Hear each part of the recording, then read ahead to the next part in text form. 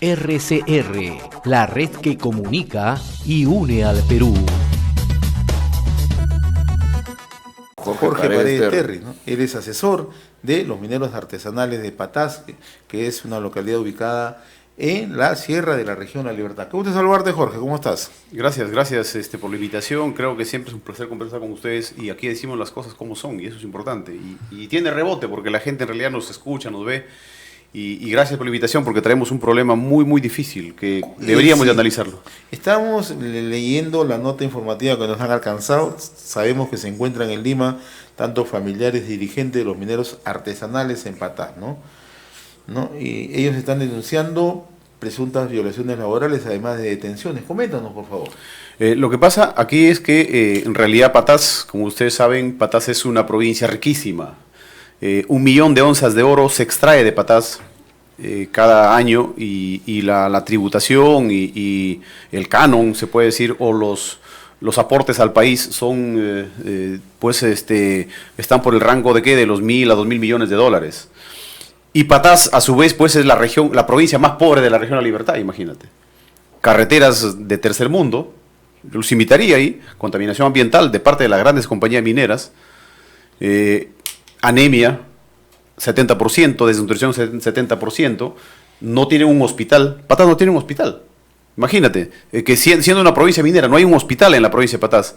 El agua y desagüe, el agua viene en tubos, no hay agua potable, todavía en ciudades, ni la capital de la provincia, ni qué decir pues del tema de la educación. Entonces, ¿cómo es posible que en una provincia con tanta riqueza, 1 millón de onzas de oro, donde hay 4 compañías, grandes compañías mineras, vivan en tan extrema pobreza? Aquí hay varios factores, por supuesto, pero lo principal está en que no hay un Estado presente. Pero ahora sí, cuando los mineros, pequeños mineros y gente de las comunidades, porque son dueños de su tierra, son comuneros, son gente de la misma zona, que se dedicaron hace un tiempo atrás a poder hacer minería y poder subsistir, y han empezado a crecer, han empezado a vender. Ahora las compañías mineras, coludidas con 4 o 5 generales que tienen que explicar al país qué es lo que están haciendo, y el señor Vizcarra tiene que explicar qué es lo que está haciendo, ojo, criminalizaron y los han capturado a cerca de 30 dirigentes y pequeños mineros, que hoy los tienen acá en la Edirincri, acusándolos de crimen organizado. Y ellos simplemente lo que han hecho es acogerse a un proceso de formalización emitido por el gobierno, con un programa emitido por el gobierno, que se llama la Ley General de Formalización Minera, y los entregan o los registran en el famoso Reinfo, valga la redundancia, y ese Reinfo les permite comercializar, les permite trabajar hasta que puedan formalizarse. Y con ese Reinfo ellos pues trabajan, extraen la piedra, porque el mineral sale en piedra, ojo, en piedra, ahí no hay procesamiento, no hay mercurio, como en Madre de Dios, no. Ellos venden y comercializan. Y en ese lapso, pues, diríamos, ha habido una situación tal vez de pérdida de control de parte de las grandes compañías, que son las que se llevan miles y miles de millones de dólares, repito, y dominan la provincia. Pues vamos a armar un operativo con 1.000 policías, con 100 fiscales, vamos a agarrar a los supuestos criminales que son los pequeños mineros. Ojo, mira, entonces, ¿qué pasa acá? Que en lugar de enviar pues desarrollo, en lugar de enviar 1.000 médicos, 1.000 agrícolas o ingenieros agrícolas, diríamos 1.000 ingenieros para dar desarrollo, mandan 1.000 policías para reprimir. Esa es la realidad. ¿Qué es lo que ocurrió realmente? Porque lo que tú nos acabas de explicar es sumamente delicado, ¿no? Nos explica que están detenidos actualmente en la sede de la Edirincri, ¿no? Pero ¿qué es lo que ocurrió realmente, no? ¿De qué se les acusa? ¿Cuáles son los cargos que se les imputan? Bueno, según lo que hemos estudiado, ayer estuvimos en el Congreso de la República con los dirigentes de la provincia de Patás y familiares de los detenidos, quienes indican, ellos presentan su Reinfo, repito, que es importante, presentan sus facturas, presentan sus documentos que validan su empresa, que son las empresas que son legalmente, diríamos, pues válidas en todo este proceso, y indican de que ellos les han desindicado como organización criminal lavado de activos. Para que haya lavado de activos, para que haya crimen organizado, tiene que haber un delito fuente, se supone. ¿Cuál es el delito fuente? ¿Narcotráfico? No es. ¿Corrupción? No es. Minería ilegal, ya, pero para minería ilegal tienen que estar en una zona de reserva, no es zona de reserva Patás, ¿no? Tienen que estar haciendo contaminación ambiental. ¿Cuál es la contaminación ambiental de la gente? Digo, sacan el mineral en roca. Ahora, los han metido en una bolsa con unos chinos, supuestamente unos chinos que son exportadores de oro. Esta gente no lo conocen a los chinos ni en Pelé Perros. Nunca lo han visto a los chinos, no conocen, no saben quiénes son los chinos. Y al chino lo han encontrado en Lima, lo han encontrado a un chino en Trujillo. Que los chinos sean acopiadores es problema de los chinos, porque si quieren combatir la delincuencia, quieren combatir la informalidad o la ilegalidad, vayan a las plantas de Chala, vayan a las plantas de Nazca, ahí, señor Vizcarra, señor ministro del Interior, señores fiscales, vayan a Chala, vayan a Nazca, ahí están las 20, 50 plantas donde reciben oro de todo el país. No vayan pues al pequeño minero a combatirlo allá, que tienen una razón de subsistir. Y está viviendo, gracias al mineral, está viviendo, sus hijos están estudiando, tienen su pequeña casa, están trabajando. O sea, atacan a la cadena donde están los más débiles, ¿no? Y no donde están los grandes exportadores de oro. ¿Y qué podemos decir de las grandes compañías mineras? ¿Cuánto saca Marsa, cuánto saca Consorcio, cuánto saca Poderosa y cuánto contribuyen al desarrollo de la provincia? Nada.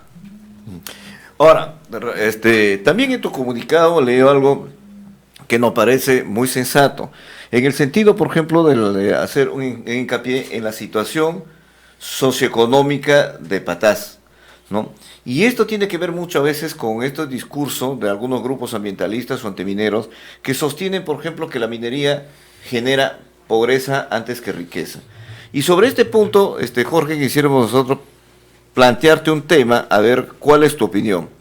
Cuando se hizo un recuento, por ejemplo, de los últimos 20 años, ¿no?, de los dineros recaudados a través del canon y las regalías, y que han sido asignados hacia los gobiernos regionales, hacia los gobiernos locales, provinciales y distritales, entonces se llega a la conclusión que son cerca de 50.000 millones de soles que se han hecho esas transferencias en los últimos 20 o 25 años, ¿correcto? Pero la gran pregunta y la gran interrogante que queda, ¿qué se ha hecho con todo ese monto inmenso de dinero? ¿Dónde está reflejado el bienestar social? ¿Dónde está reflejado entonces a quién le asignamos esta responsabilidad? ¿A los inversionistas privados, ¿no?, que son los que contribuyen y a partir de eso el Tesoro Público recoge y hace caja y recoge ese dinero y después los transfiere a los gobiernos regionales? ¿O a una especie quizás de fracaso del Estado en la gestión de esos recursos para generar justamente ese bienestar por múltiples factores? Podemos decir, por ejemplo, corrupción, podemos decir incapacidad, podemos decir una serie de situaciones que no generan entonces la posibilidad de traer ese bienestar que tanto reclama la comunidad. Y Patás, ustedes en su comunicado respecto a Patás ponen un ejemplo, una localidad con serios problemas de pobreza, con serios problemas de anemia, sin infraestructura, sin servicios básicos, y esa es una de las quizás de las cosas recurrentes por las que se ataca muchas veces a la minería formal, diciendo que no es la que produce, no ese bienestar que tanto aspira y anhela la población. Cuando quizás si echamos otra mirada podemos de pronto empezar a debatir cuál es el rol del Estado y cuál es la responsabilidad de nuestros gobiernos subnacionales y subnacionales en la utilización de estos recursos que no están siendo enfocados justamente en lo que la demanda social necesita para su solución. Yo creo que en primer término hay que entender qué es el canon. El canon es simplemente el impuesto a la renta que todo el mundo paga. Uh-huh. Todos pagamos y bueno, lo que diferencia nada más es la distribución. O sea, es la obligación que tienen las compañías mineras de pagar su impuesto a la renta y la distribución que se hace 50-50, que es un tema, y también la distribución que está mal hecha desde el gobierno, que Huanchaco, que no tiene nada que ver con la zona minera en Trujillo, tiene igual canon que Parcoy, que está al costado de la mina. O sea, también hay un problema en la distribución del canon, ¿ya? Pero son cosas que se pueden mejorar, mecanismos que se pueden mejorar y plantear y hacer una claro, modificación. A lo que vamos es al tema de fondo. ¿Qué hacemos con toda esa recaudación que viene proveniente de ahí? ¿Y por qué no se refleja eso en el bienestar de las comunidades? Claro, entendiendo el tema del canon, hay que decir que no es algo que sale fuera del capital que tiene, la obligación que tiene la compañía minera de poder entregar. O sea, la compañía minera que está en la zona 40, 50 años, sacando miles y miles, millones de dólares, si ve al costado de su casa que no hay posta, pues yo mínimo pongo un hospital, pues, ¿no? Mínimo con responsabilidad social, o le digo al gobierno, señor gobierno, oye, yo tengo conflictos al costado porque mi gente está con anemia. La gente que está al costado de mi explotación minera tienen desnutrición. Señor, oiga, me vas a causar problemas. ¿Por qué no? Si los ministros son exgerentes de compañías mineras, los ministros de minas. Si los viceministros son gente que trabaja para las compañías mineras, ¿por qué ni siquiera tienen un plan de desarrollo articulado con el gobierno? Y segundo, el gobierno tiene toda la responsabilidad acá, porque el gobierno central no puede entregar millones a personas que no lo utilizan bien, como tú dices. Hay autoridades que no saben utilizar bien el canon. Es ahí donde el gobierno dice, aguanta. En zonas mineras, donde yo necesito que la inversión sea bien vista, que la gente viva bien, entonces empiezo invirtiendo exclusivamente en zonas de entornos mineros. ¿Por qué no hacer un shock de inversiones en zonas de entornos mineros desde el gobierno central? Si quiero yo que la inversión privada no tenga problemas con la población. O sea, ¿de quién es la falla? ¿Del minero o del comunero? Es del gobierno central, que están arriba en la cabeza, que solo piensan en lucrarse, solo piensan en robar, ¿no? Ahora, Jorge, en este caso muy puntual, ¿cuántos mineros artesanales existen en Patás? Un poco para entender la dinámica del problema como tal. En Patás debería haber un censo. En Patás no ha habido un censo respecto al tema de cuántos mineros artesanales hay o en proceso de formalización, pero hay enclaves en el distrito de Patás, debe haber siquiera unos 10.000 mineros, en Yacuabamba, Parcoy y Retamas, otros 10.000 más, algo de 20. En el nivel de toda la provincia debe haber casi 20.000 o 25.000. Es la zona donde ahora se ha hecho, digamos, conocida por el club de fútbol. Por ejemplo, ese es un tema también que sería bueno que se converse. La comunidad de Yacuabamba, que está ahí nomás al costado de la zona donde están estos mineros, ha tenido una sinergia interesante con su compañía minera. O sea, Marsa, la compañía minera Marsa, tuvieron la lucidez después de tantos atropellos y tantas muertes también, de firmar un convenio con la comunidad y decirles a que nosotros queremos que ustedes sean mineros, los vamos a acompañar y los vamos a comprar su mineral. Y los mineros han firmado un convenio y hay como 5.000 formalizados que trabajan normalmente con Marsa. O sea, esa situación, si tú le dices al poblador patacino, huancabelicano, cajamarquino, al poblador puneño, oye, ¿tú quieres vivir en pobreza? ¿Tú quieres que Dios te persiga? Si tú le das al minero la oportunidad de poder desarrollarse, lo haces partícipe de tu desarrollo, oye, van a aceptar la minería. Yo no soy antiminero, ni estaría loco en pensar de que la minería no debe ser explotada. Por supuesto que sí, pero hay que hacerlo bien y hay que hacer un nuevo pacto social. Las grandes compañías deben dejarse de enviar a las policías, de enviar a matar o a perseguir a los comuneros. Deben ganarse a los comuneros y ser uno con ellos. Pero te digo una cosa, Jorge, por ejemplo, siguiendo este tema, por ejemplo, de las responsabilidades en temas, por ejemplo, del bienestar social que tienen que tener las comunidades en los entornos mineros. Nosotros tenemos un caso que hemos ido haciendo un seguimiento muy puntual. Y ahí nos damos cuenta exactamente dónde los errores y las fallas, por ejemplo, por qué no llega rápidamente y con eficacia estos temas. Por ejemplo, en la localidad de Yata, en Guamalíes, en Huánuco. Entonces se pusieron de acuerdo con la empresa minera, toda la comunidad, para construir un hospital lo más moderno posible que pueda haber para atender, no esa comunidad solamente, sino todo el entorno que está allí, hasta gran parte de Huánuco y un sector de Ancas. ¿Y sabe qué pasó? El Ministerio de Salud se demoró 6 años. 6 años en aprobar un expediente técnico. Y tuvo que haber una presión mediática. Y nosotros tuvimos también que hacer todo lo posible con las autoridades, comunicarnos con las autoridades de salud y todo lo demás para que ese expediente pueda ser aprobado, porque nuevamente ya estaban haciendo otras observaciones y otros meses más, y así sumaban los tiempos hasta que amenazaron con hacer un paro, ya no contra la minera, sino ya no sabían contra quién hacer el paro, porque en realidad no se podía hacer ese tema. Igual las experiencias, por ejemplo, en la zona de Las Bambas. Nosotros tenemos entendido, por ejemplo, que había un proyecto para dotar de agua, por ejemplo, al distrito de Chalabacho. Entonces, año tras año, los expedientes técnicos ya estaban elaborados, están allí, pero no se procede a hacer la obra. Eso ya no lo puede hacer la empresa minera, porque eso corresponde directamente al Estado y al sector correspondiente, o a la municipalidad o a la región. Sin embargo, se han dado casos, por ejemplo, flagrantes de corrupción. Hay un alcalde provincial en este momento que está prófugo de la justicia por corrupción, ¿no? Demostrado que se han robado más de 10 o 15 millones de soles. Hay otro alcalde que están así, y no siempre es esta idea de que se les está atacando y criminalizando, sino sencillamente son autoridades que están allí, que están con recursos, que ya tienen expedientes técnicos y todo lo demás, pero hay una incapacidad de gestión, y quizás el Estado podría ser un poco más prolijo de facilitar eso, de llegar ahí con la ayuda técnica suficiente, con la supervisión, ¿Qué hace el Sistema Nacional de Control? Por ejemplo, para decir, oye, ¿por qué no se está invirtiendo esto aquí y por qué en esa obra no y por qué esto está haciéndose bien? No llega tampoco a las zonas. Entonces después todo esto se arma entonces un tema, se arma un contexto de conflictividad porque no nos entendemos en ese tema, pero allí están los recursos, allí están los ambientes técnicos, ahí está la voluntad de la comunidad y también acuerdos muchas veces en varias zonas del país con las empresas, pero que no se concretiza en obras. Y eso es lo que finalmente señalamos. ¿Por qué no se hacen? Tú conoces la realidad de muchas comunidades y puedes quizás testificar esto. Mira, es cierto lo que tú dices y yo acabo en este último año estuve asesorando a Las Bambas, estuve con la comunidad de Ayash con Antamina y estuve también últimamente hasta enero estuve con la comunidad de Chavín, con Milpo y Onexa, que es ahora una transnacional brasilera. O sea, se ve la misma situación, o sea, las comunidades quieren participar, no son comunidades antimineras, ojo. Las comunidades quieren participar y el gobierno no está aprovechando esa voluntad que tienen los comuneros de querer juntarse, unirse al desarrollo. ¿Por qué? Porque a los mineros tampoco no les conviene pues que tengan tanta presencia los comuneros, así reprimiéndolos, persiguiéndolos, criminalizándolos de repente o dándoles pequeñas migajas.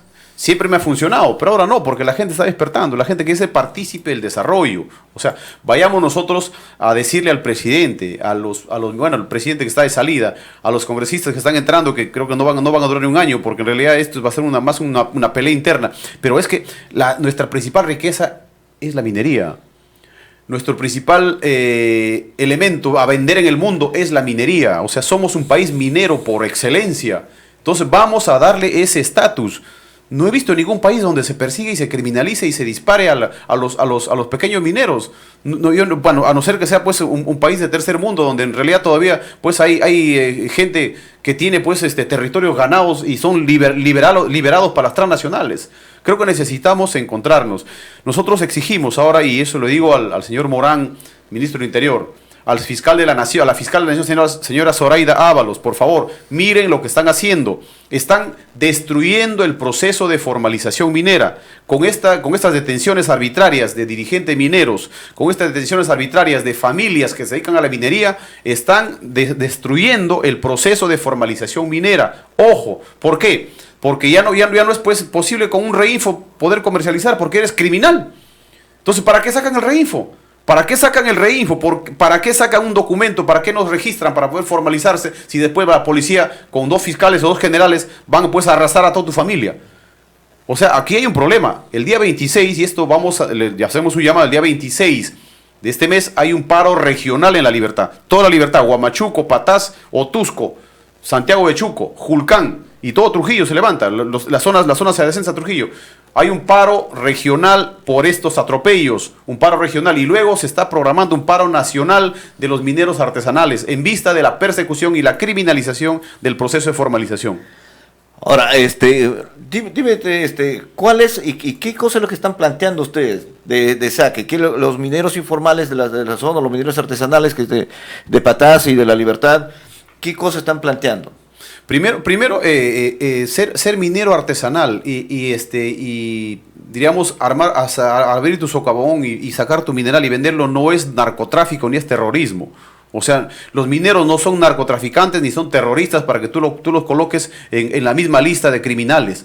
O sea, aquí prácticamente el minero que es criminalizado le meten leyes como de narcotráfico, como de terrorismo.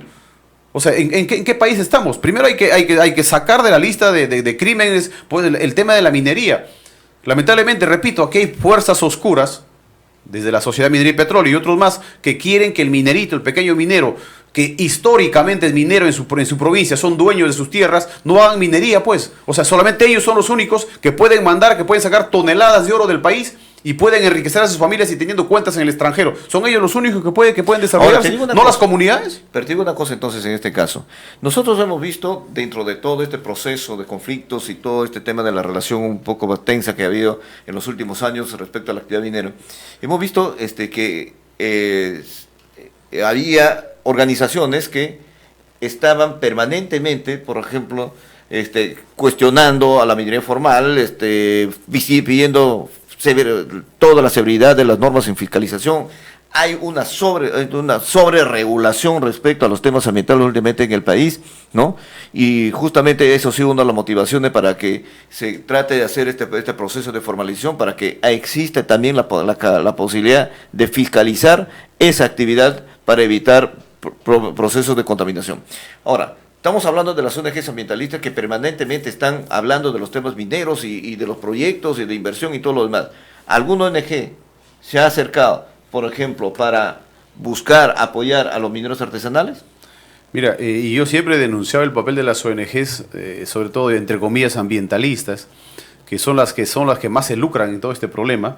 Y a Patás, por ejemplo, no hemos visto una ONG ambientalista que haya hecho un desarrollo, un trabajo en Patás, y que haya hecho algo y se haya dedicado, por ejemplo, a ver el problema de la laguna de Piaz, que está totalmente contaminada, que es una hermosísima laguna, o los ríos adyacentes a los enclaves mineros, donde hay contaminación minera, ¿no? Ni el trabajo de socialización o de capacitación a los comuneros o a los pequeños mineros.